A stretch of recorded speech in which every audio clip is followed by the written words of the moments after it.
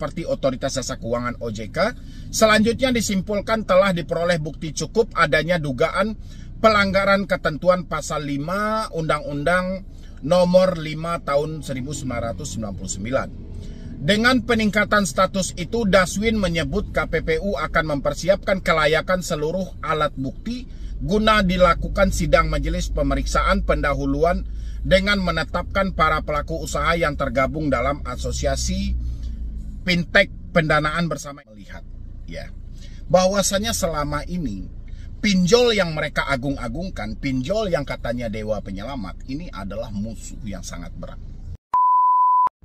Sah jalur hitam pinjaman online atau pinjol atau yang sekarang berganti namanya menjadi Pindar itu akan segera dibongkar ya. Ini penyelidikan yang telah dilakukan oleh KPPU sejak tahun 2023. Alhasil hari ini sudah masuk ke tahap untuk pemberkasan dan itu kemungkinan pastinya akan disidangkan dalam waktu dekat. Karena KPPU ini telah mencoba melakukan penyelidikan terhadap pinjaman-pinjaman online, terutama yang ada di bawah naungan Asosiasi Fintech Pendanaan Bersama Indonesia dan di bawah Otoritas Jasa Keuangan. Terjadi di dalam itu adanya monopoli.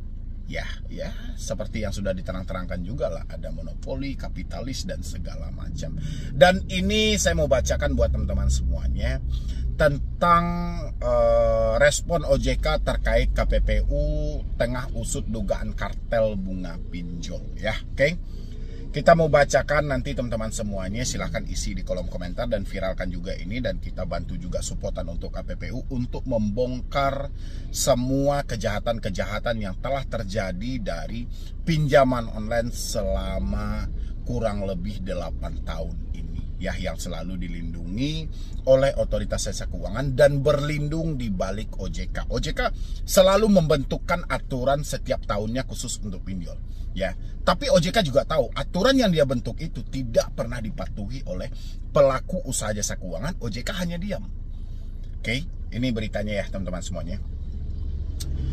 Ini respon OJK terkait KPPU tengah usut dugaan kartel bunga pinjol. Oke, Selasa 11 Maret 2025. Kontan.co.id, Jakarta. Komisi Pengawas Persaingan Usaha KPPU membeberkan pengusutan kasus dugaan kartel bunga pinjaman online atau pinjol atau fintech P2P lending yang naik ke tahap pemberkasan.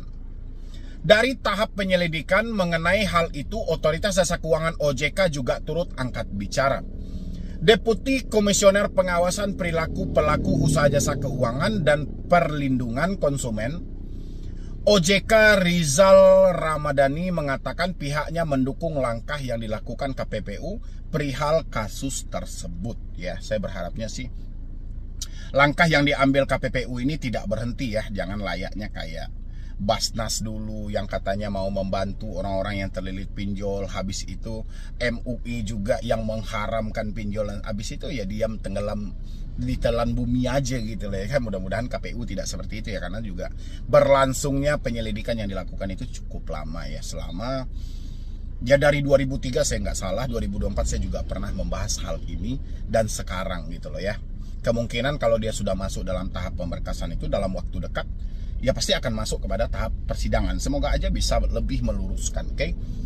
Kami support kalau dahulu memang belum diatur, terserah pasar. Kami OJK memang tak masuk ke pasar karena ranahnya menyangkut pasar antara penawaran sama permintaan, ujar saat ditemui di kawasan Jakarta Pusat Selasa 11 Maret 2020. Namun Rizal menerangkan pada akhirnya OJK mengatur bunga fintech lending. Dia bilang per Januari 2025 bunga yang dikenakan juga sudah sesuai. OJK selalu seperti ini ya kan. Dia apapun kasus yang dihadapkan nanti oleh pinjaman online, OJK seakan-akan sudah ada pembelaan bagi dia. Kami sudah bikin aturan kok. Kita sudah ada aturan kok, diterapkan sejak ini, diterapkan sejak ini. Dulu COJK nomor 19 juga seperti itu. COJK nomor 19 ya berlaku sejak Januari 2024. Faktanya apa? Yang paling kita lihat adalah satu orang cuma boleh meminjam 3 aplikasi pinjol. Sepanjang tahun 2024 ada yang 5, ada yang 10, ada yang 15. Itu legal semua loh.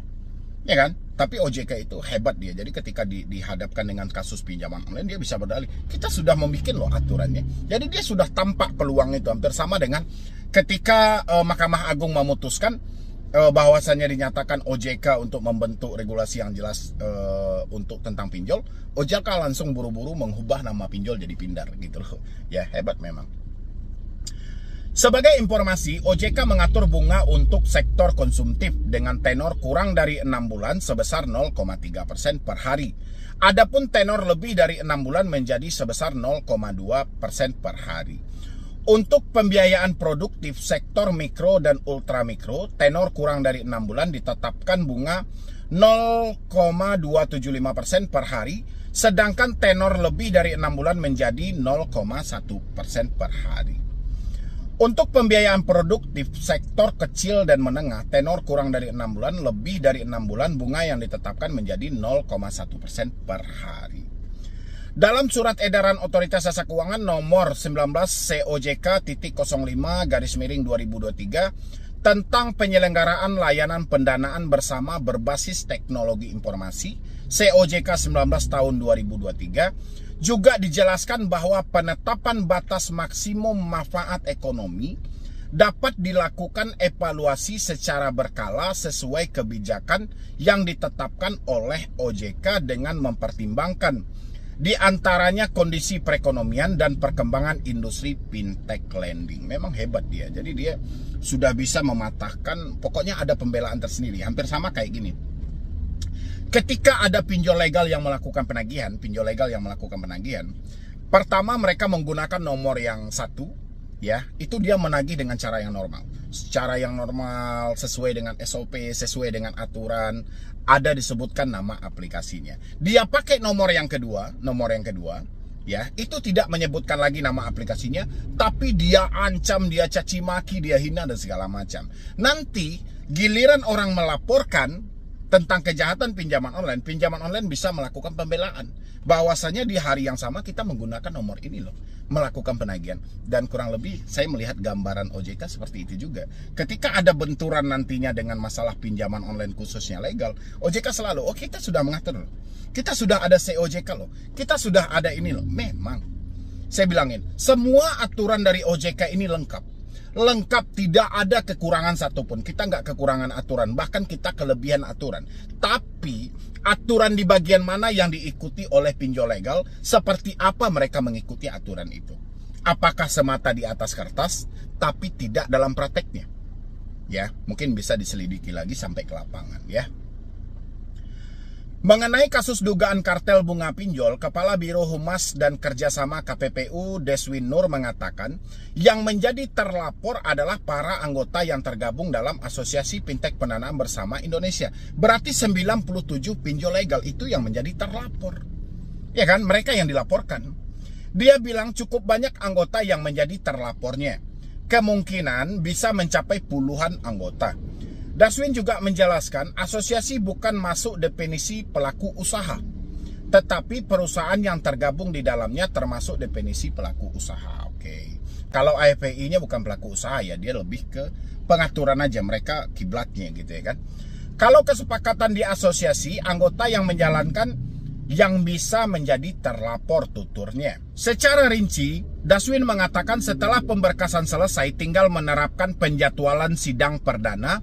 Dia memperkirakan sidang kemungkinan sudah berjalan pada awal Mei. Ya alhamdulillah kalau memang seperti itu. Kan seperti yang saya sampaikan, kalau memang tahapnya sudah sampai pemberkasan, kemungkinan dalam waktu dekat pasti akan masuk ke ranah persidangan. Saya pengen lihat gitu loh. Ya kapan perlu nanti, ini untuk masukan juga ya untuk KPPU. Bisa juga diliput mungkin dari TV-TV nasional ya, bisa diliput dan ditayangkan secara online juga biar masyarakat melihat gitu loh. Masyarakat juga bisa membantu seperti apa pembelaan dari pinjol masing-masing itu. Dan juga disebutkan nantinya pinjol yang dilaporkan itu dijelaskan nama aplikasinya apa aja. Jadi masyarakat nanti bisa menambah bukti-bukti yang ada gitu loh.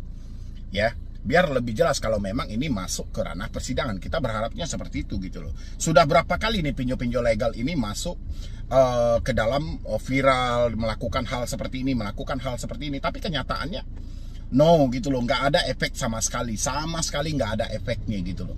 Bahkan mereka bisa tepis seenak mereka aja gitu loh tentang kasus yang seperti ini, ya mereka bisa tepis aja. Bahwasannya cukup satu konferensi pers aja setelah kita lakukan penyelidikan, nomor yang dilaporkan atau yang disampaikan itu tidak kami. Udah selesai sampai di sana. Mudah-mudahan KPPU benar-benar serius dalam hal ini untuk mengatasi monopoli dalam perdagangan ini ya. Awal Mei 2025 kemungkinan sudah masuk sidang, tetapi nanti akan disampaikan infonya lebih lengkap. Iya benar. Kita berharapnya kalau bisa ditayangkan secara online, secara terbuka, biar masyarakat juga bisa melihat ya, bahwasanya selama ini pinjol yang mereka agung-agungkan, pinjol yang katanya dewa penyelamat, ini adalah musuh yang sangat berat. Ya, setiap orang yang sudah tergabung melakukan peminjaman di pinjaman online hanya ada dua kemungkinan. Kalau nggak miskin semiskin-miskinnya, kalau nggak hancur. Cuman itu yang ada gitu. Lebih lanjut, Daswin menyampaikan proses yang dilakukan KPPU untuk mengusut kasus tersebut sudah berjalan sejak awal 2024, namun untuk prakteknya oleh para penyelenggara telah dilakukan sebelum pengusutan oleh KPPU. Untuk hukuman, Daswin mengatakan akan dikenakan sesuai dengan undang-undang yang berlaku. Hukumannya bisa tindakan administratif berupa perintah pembatalan perjanjian atau denda. Dia juga mengatakan kasus tetap akan berjalan meskipun sudah ada aturan baru terkait bunga yang dikeluarkan oleh Otoritas Jasa Keuangan. Walaupun ada aturan bunga, tetap aja kaliin aja gitu loh. Sekarang bunga yang ditetapkan OJK berapa? 0,3 atau 0,2 untuk pinjaman konsumtif misalnya gitu kan, di bawah 6 bulan atau di atas 6 bulan misalnya gitu kan. Boleh kita kaliin lagi di lapangan, itu bisa dapat 0,8 bahkan sampai 1%. Ya. Hanya saja orang-orang ini dikelabui dengan pemotongan biaya layanan yang sangat besar. OJK itu, aduh entah kayak mana lah ya. Pokoknya dia itu bisa untuk menyelamatkan diri dia. Segala aturan pasti mereka munculkan kalau itu akan menjerat diri dia buat kedepannya gitu loh. Yang saya perhatikan seperti itu.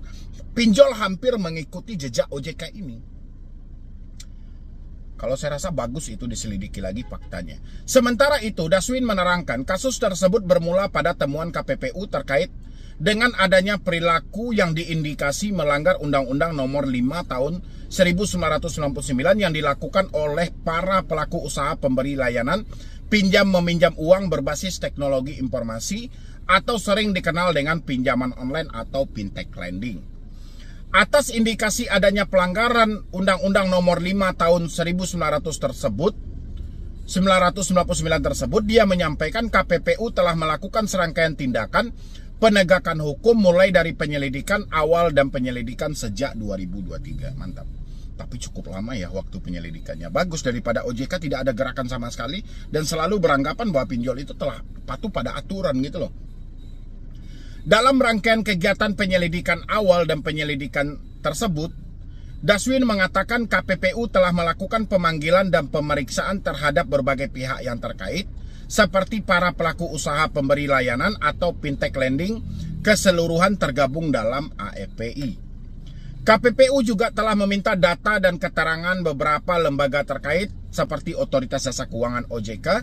Selanjutnya disimpulkan telah diperoleh bukti cukup adanya dugaan pelanggaran ketentuan pasal 5 Undang-Undang Nomor 5 Tahun 1999. Dengan peningkatan status itu, Daswin menyebut KPPU akan mempersiapkan kelayakan seluruh alat bukti guna dilakukan sidang majelis pemeriksaan pendahuluan dengan menetapkan para pelaku usaha yang tergabung dalam Asosiasi Fintech Pendanaan Bersama Indonesia sebagai terlapor atas dugaan pelanggaran ketentuan Pasal 5 Undang-Undang Nomor 5 Tahun 1999. Sebelumnya mengenai dugaan kartel bunga pinjol, Daswin Nur mengatakan bahwa perusahaan pinjol diduga membuat atau melaksanakan perjanjian menetapkan harga atau bunga yang dikenakan ke konsumen sebesar 0,8% di pedoman asosiasi, kemudian menjadi 0,4% pada 2021. Ini faktanya sampai sekarang masih ada beberapa pinjol yang menerapkan bunga yang seperti ini. Menurutnya, perusahaan pinjol dalam menetapkan suku bunga sebaiknya secara independen. Selain itu, menetapkan bunga juga harus tak dilakukan oleh asosiasi. Dia bilang pengaturan atas industri pinjol seharusnya bisa dilakukan pemerintah atau regulator. Oke, mantap. Ya pokoknya kita sebagai masyarakat mendukung penuh tindakan yang dilakukan oleh KPPU, membongkar keburukan dan jalur hitam yang selama ini ditutupi oleh Otoritas Jasa Keuangan dan Asosiasi Fintech Pendanaan Bersama Indonesia tentang pinjaman online. Dan bagaimana menurut teman-teman semuanya? Kalau teman-teman juga mendukung tindakan KPPU, ya silahkan isi di kolom komentar. Jangan lupa di like, di share, dan di subscribe juga channel ini sebagai bentuk apresiasi Anda, dan viralkan juga ini sebagai bentuk dukungan kita terhadap KPPU untuk meluruskan satu permasalahan besar yang selalu dianggap kecil ada di Indonesia. Pinjol ini adalah masalah besar tapi dianggap kecil karena selalu dikecilkan OJK, seakan-akan hal ini tidak apa-apa. Ya, mungkin sekian dulu dari saya, Medi Brownie. Wassalam.